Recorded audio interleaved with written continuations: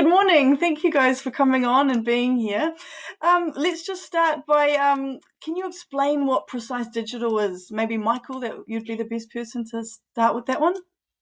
Yeah, at Precise, we sort of do a lot of things, so it's kind of hard to exactly define everything. But essentially, we're a music distribution and publishing company. We sort of have an emphasis on working with only certain artists. So we try and instead of being like a DIY distributor like DistroKid or TuneCore, we sort of work with artists that we think have a lot of potential where we can be quite involved in making the most of their existing catalogs or working on new releases to get it more eyeballs and ultimately to make sure that clients are being paid properly.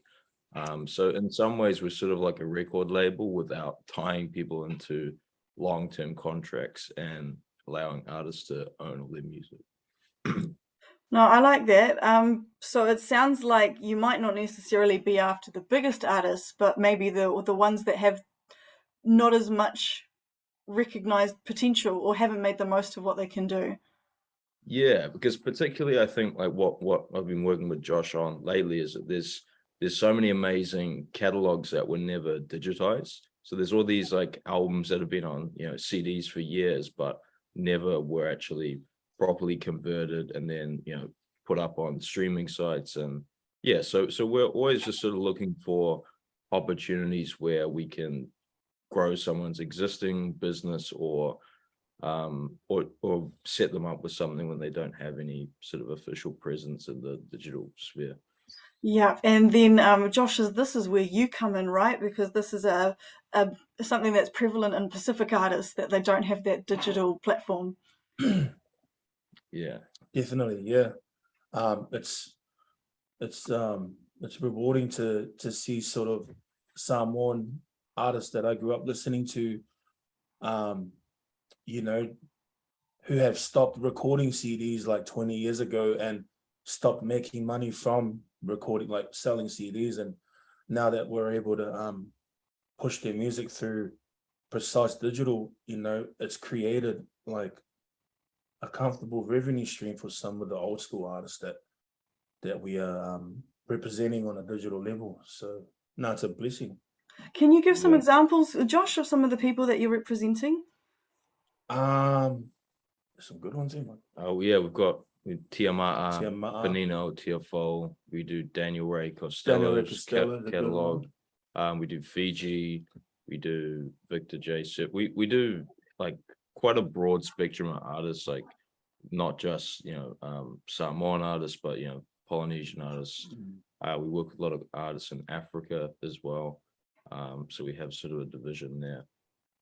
But I think a big part of what we try and do too is like education, like just teaching artists like how like digital and copyright stuff works, because it's really complicated.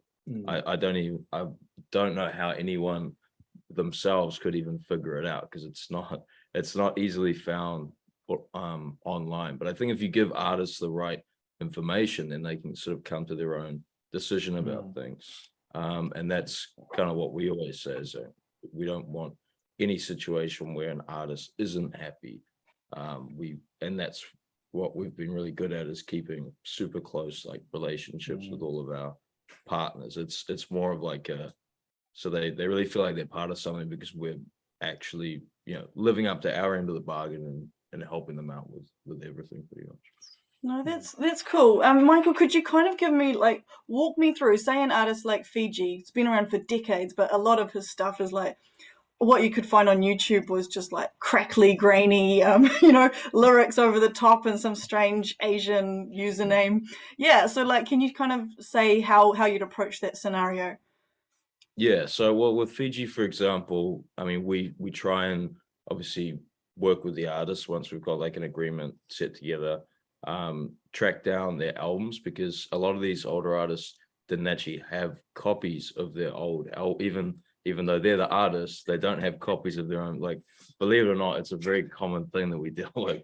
So yeah, I mean, after we get them set up, like we sort of go through, there's a lot of different situations. There's some where other people will have distributed who don't have the rights to it. So we try and get them to back off and then send them kind of a legal thing so the artist actually gets paid.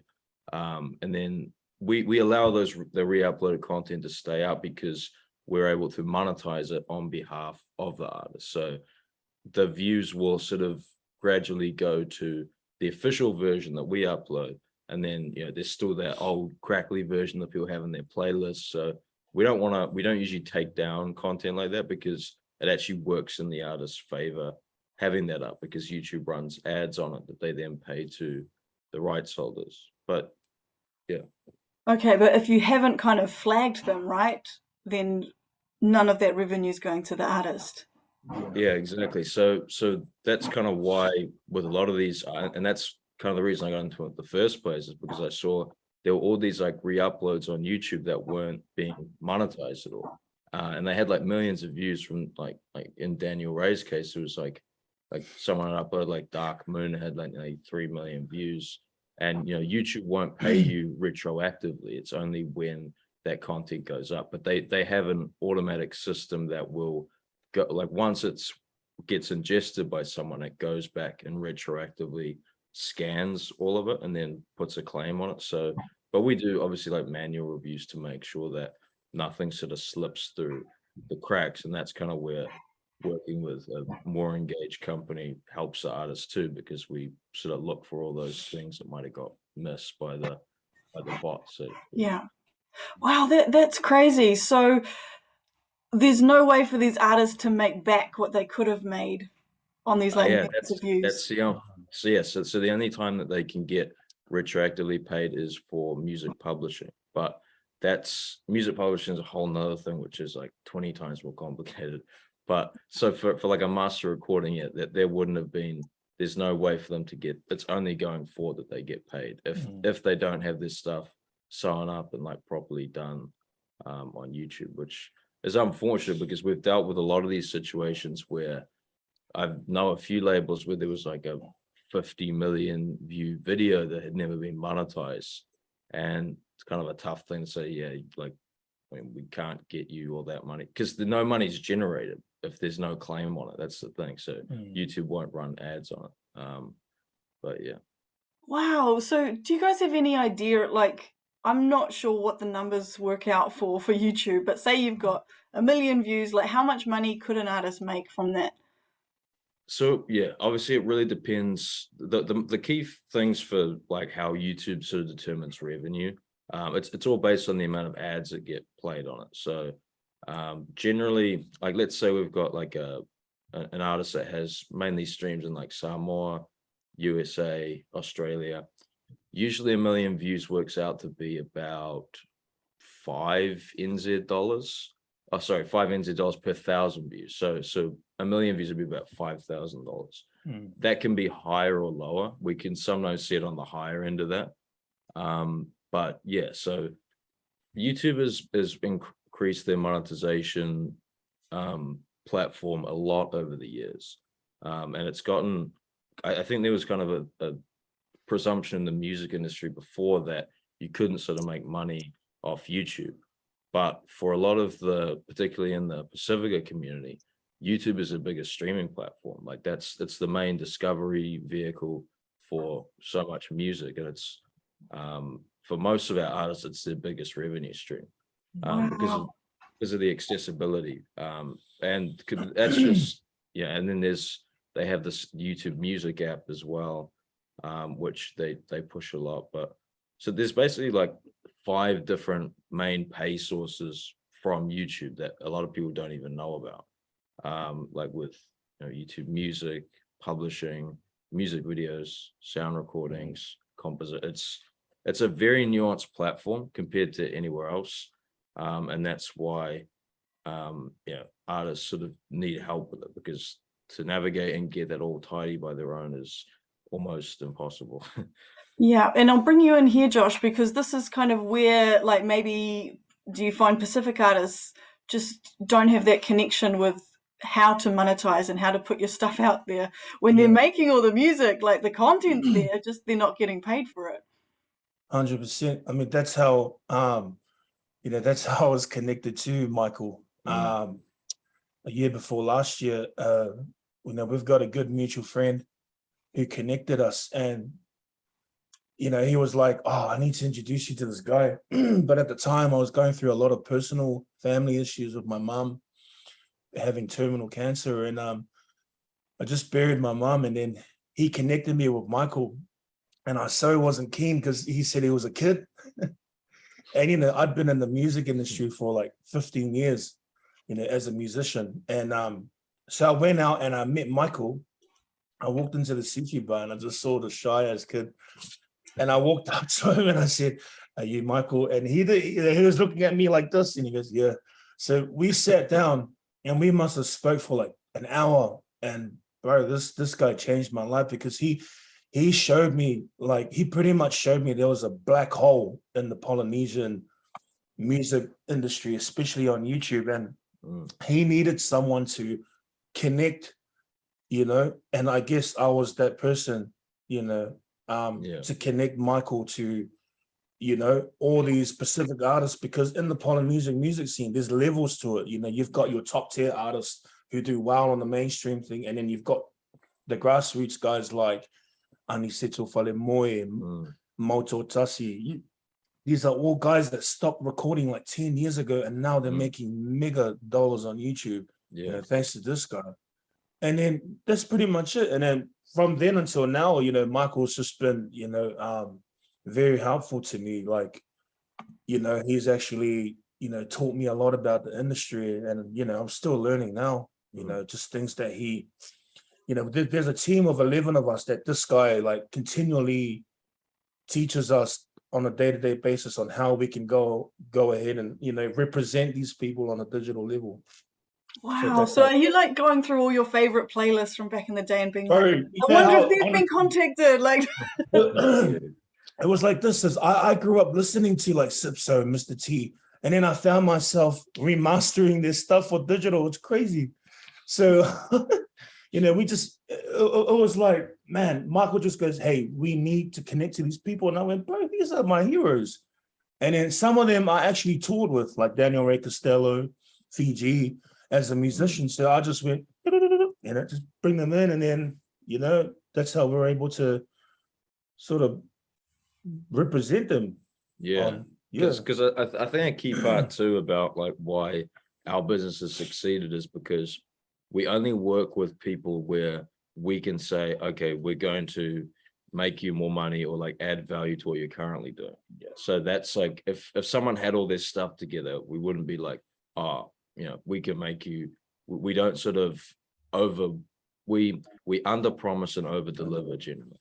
But we, obviously our business is all percentage based. So whatever percentage that we're making an artist, they're usually making a lot more than what we're taking because of what we're doing. Because it's one thing to just distribute music, but then the whole other part of it is like what we do, which is setting up a channel for them, making visualizers, lyric videos, like just doing all these things that really help the releases. And then we have our own playlist too that we put their content in to get it more views. So we've just sort of built this network that ultimately everyone wins out of it. And the artists are happy, they have flexibility, and they have someone looking after them that isn't taking advantage of them, and they can see everything.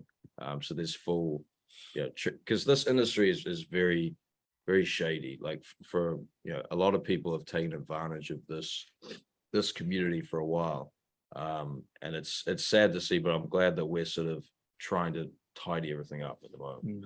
yeah. Do you ever, when you like kind of send your legal message to the third parties that have posted on YouTube, do you ever get negative? Like, what's the reaction when you're like, please? Yeah. Well, so we don't really. So we would only send a legal notice out if there was like another. So sometimes people like bootleg songs and then chuck them up on like another distributor. But so if it's just uploaded to YouTube, we're not gonna. We try and not be egregious unless it is someone that is like willfully like trying to screw the artist over. So if it's just someone who's uploaded to YouTube 10 years ago, didn't know about copy, like that usually just stays up, and then the money going forward goes to the artist. So but yeah, so we've definitely had to deal with some more complicated ones with certain artists, which were still being dealt with. That, you know, sometimes it takes like months and months and months. Wow, because yeah, so are there others making money off these artists? Yes. Yeah. Yeah, there definitely is. And that's what we've dealt with. A few of our biggest clients, they had people that were just stealing from them for years. And like the amount that we're paying them, like per month, it was like more than they had like ever made. And I was like, oh man, you've gotten screwed over really badly. Yeah. But yeah, so it's sad to see that. It's sad to see, but that's the nature of the industry. Like it's always been sharks in the space, and you know, just people that don't play by the rules. But yeah, you know, the sad thing is, or what Michael was saying is that, you know, is that some of these people, they're our own people, you know, Polynesians, like I'm not going to name any names, but, you know, people that have been doing it for years, like we're doing it since the cassette and CD days. Now they've moved on to digital. And then, you know, thanks to Michael, you know, we're able to just basically take it away from them and give it back to, you know, the musicians and the artists that own them. You're like the Robin Hood a little bit. Take This is them Batman, I'm Robin. In some ways we are. In some ways we are. I mean, that's what we've been like. I'd say most of our work though is like we're working usually with stuff that hasn't even been put out at all. Because like some of our guys have got so many albums, like crazy. And I always say to Josh, like, if we can get copies of all these and put them up for the artists, that'll do so well, because there's only the crappy versions on YouTube. How do you even get those? Do you have to go to record labels and go through archives and stuff?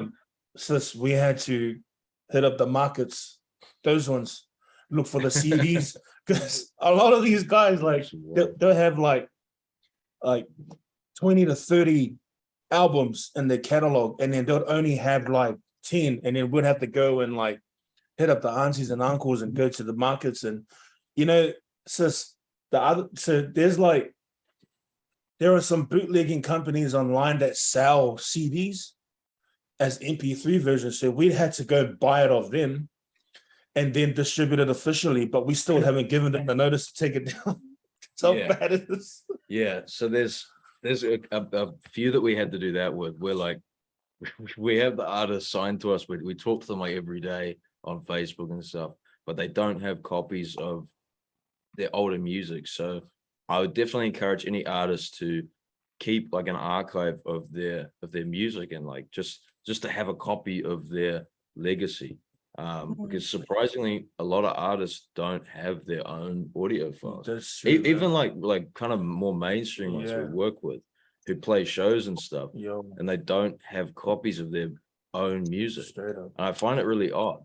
And then like we have to like go and track it down and like find a copy of it, and we're talking to the artists themselves. Like it's a weird scenario. Daniel Ray Costello is a major artist, right? And you know, his wife Karina didn't have any of the stuff, so we managed to find some. But then we found this lady in France who sent us like a good portion of the albums that we were able to distribute. So yeah, we just that took a long time. Like we were trying to track those albums, because we were like, we need to get like everything up.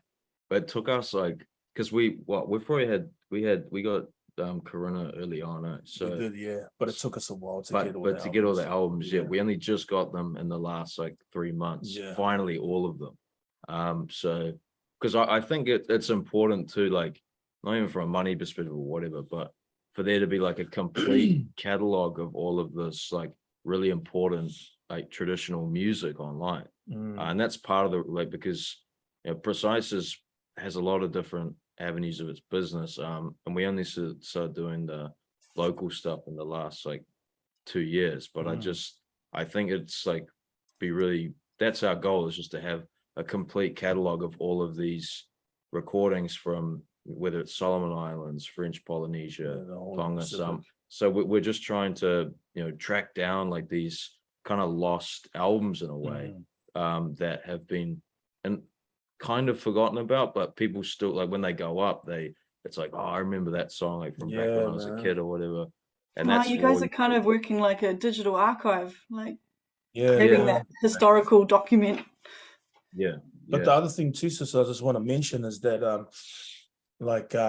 I just want to say that a couple of the artists that me and Michael have reached out to have actually passed on. Mm. So we're trying to get everyone in. And I just want to mention names like Langa Savea, Ulise Poleo, even one of the brothers from the Nadrua, Fiji. You know, these are all Pacific household names in the music industry. And, you know, the thing that we're trying to do is we're just trying to reach everyone, you know, in our Polynesian world to, you know, just to spread the word and to say, hey, we can, you know, pretty much represent you and get you all your royalties. Yeah, it's sad to see, you know, some of the artists that we've tried to reach out to, and we had conversations with have now sort of passed on. So Mm. you know, we're just trying to connect with their families or whoever represents their estate to see if we can, Yeah, so what happens in those scenarios? Like, say, Danny Ray Costello, he died back in 2019, you know, but his music's still huge. What do you guys do in that scenario? Yeah. So I mean, it's all because his I mean, we work with his widow, Corinna. So she obviously, you know, gets the payments and stuff for that. But it really depends on what sort of arrangement the artists had, or if like they had a will. Usually it's the money goes to their next of kin or their family. So we can, we sort of act at the wishes of and we're more sensitive in the case of deceased artists too, because there's sensitivity on how obviously they want everything to be portrayed and how they want everything to look. So that's like something we're very careful with to make sure that they're happy with everything. Because they would, but it's, I mean, we're not usually putting out new like albums per se, but just all the existing stuff that's like slipped through the cracks before. But like, I'm just trying to imagine like the response from some of these artists and their families to be getting like these payments from YouTube. Like, what's been that reaction like? Oh, yeah, Michael, that's But the it's life changing. yeah, I mean it's pretty crazy for a lot of them, because like there was a few that we got early in the days and they were like, oh thanks, and then they thought it was like a one-off payment. They didn't, because we pay them everyone monthly, so basically YouTube pays us like after the end of 1 month, so we try and pay everyone within like pretty much a week of receiving it, because but yeah, we've had some like really amazing, like everyone's been super stoked and like appreciative. Like Moto Tassi is a Samoan artist. Yeah. He got his first payment and it was a pretty big check, and he FaceTimes me and Michael and he was crying. He just said, I can't believe, you know, are you sure this is mine? And he thought it was a one-time payment. And then the next month we're paying and he goes, are you sure? And then it just kept paying. And then bro, even Karina, man, like every time, you know, Precise pays her, she's just very thankful, to Michael and the team. She's very appreciative, you know. We're pretty much like, I don't know, she's, you know, she's always like very, very super thankful. And for me and Michael, that's a blessing, you know. It's so rewarding to take care of our people like that, man. Like I said before, you know, before I met this guy, I didn't know any of this. And I thought the only way you can make money was to go out and tour and play shows, because that's what I was told. For 15 years, that's what I was doing, was just touring. And if we weren't touring, I didn't have any money.